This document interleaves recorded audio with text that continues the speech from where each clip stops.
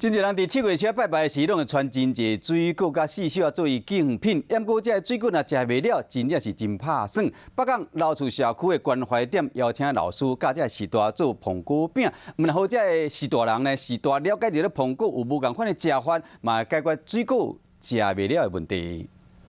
老师带士大人切苹果，要来做苹果派啊！中原普渡拜收济果子，接卖完真好做。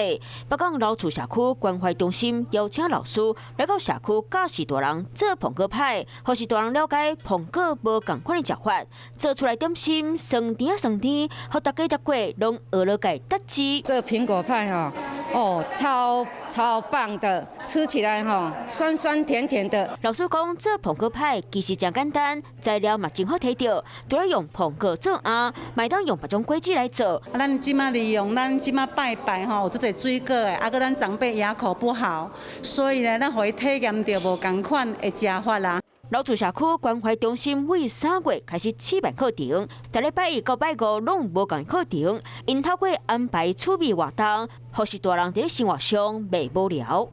嗨，我是庄宇杰，想要看到更多的新闻内容吗？赶快订阅华视新闻的 YouTube 频道，并且开启小铃铛，跟着宇杰一起看新闻吧。